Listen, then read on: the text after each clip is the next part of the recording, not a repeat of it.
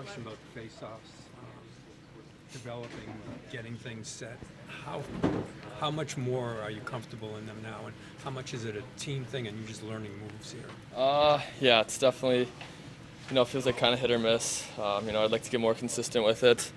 But yeah, they have obviously some good guys, and maybe I was a little worried about other things than taking the face off, kind of going into it. But yeah, they have some skilled players, and maybe they cheat a little bit. So I just kind of gotta be a little more diligent and go into the face off and kind of learn from them when I go against them the first or second time, and then kind of change my game plan if I'm not winning. Take that as you got to learn to cheat. A little bit, yeah. Still be a part of it. Drew said last year a lot of it's just like mind games. I guess it's some of that just learning the mind games and getting used to that. Yeah, for sure. Especially if you're going against the same guy. If you want to change it up or try something a little different. Definitely a lot goes into it, and some kind of I'm still learning. But yeah, like I said, the coaches and some of the other guys are helping me, but just got to be a little bit better and more consistent with it. Are there specific guys in the team that you're leaning on to try to learn from? Yeah, lots for sure has helped me a lot. Couturier as well has helped me. Frosty's been kind of in the same boat where we're learning together and trying different things. Brownie's also good. He's a righty, so it's a little different, but it's good to go against him if they have righties on their team. But yeah, Lawton and the coaching staff's been trying to help and with video and whatnot. Has Couturier tried to kind of help you? Obviously, he's working on his rehab and everything, but has he been able to go on the ice and do some? Not on the ice, just kind of off it. He's giving me some tips and what he likes to do and some different things that he did to kind of turn it around for himself. Have you been able to? Sorry. He's been injured since you got here. Mm-hmm. How much have you been able to get to know him and learn from him? Because obviously he's the veteran in the. Yeah, obviously I'd love to watch him play and be out there on the ice with him, but yeah, he's around most days and try to talk with him or get dinner with him when we're on the road. He's gotten dinner for us a couple of times, but yeah, like I said, I think it's a little different when you're on the ice with them and you're competing and playing with them. So I can't wait for that day and just to watch him and learn from him. Is he a guy who? I mean, obviously you haven't had the chance to really be his teammate on the ice yet, but in terms of you developing as a center, I mean, he eventually developed into a Selke guy who could score, but for a long time he was, a very defensively sound guy who was expected to shut down the opposition. That was his primary role.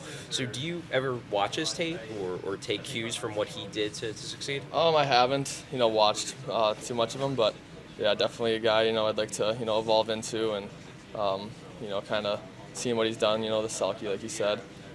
That's obviously pretty special, and that'd be huge for us to kind of add a guy like that, and for me to watch a guy like that and learn from. So yeah, like I said, really nice that I can learn from him a little bit off the ice, but when I think he gets on the ice, that'll be a huge boost for our team and myself personally. At the end of last season, he said that even though he couldn't play, he's still trying to find ways to contribute, watching your games, help you guys break it down. Has he been doing that for you? Yeah, he's said he's always there at the games and whatnot. Talks about face-offs a lot with me, some of the guys. Not as much kind of offensively or whatnot, but just kind of hearing from other guys that they think I play like him or do some things like him is obviously a huge honor. And like I said, I just really want to take the ice with him one of these days. Your buddies, we've seen them follow your career a lot. Do you hear from them after a game like last night where you shut down a guy like that for 60 minutes? Yeah, they'll text me here and there. Not too much about last night, but after the Minnesota game and whatnot. But yeah, obviously I think they were watching, and obviously they're super proud of me. Mm-hmm.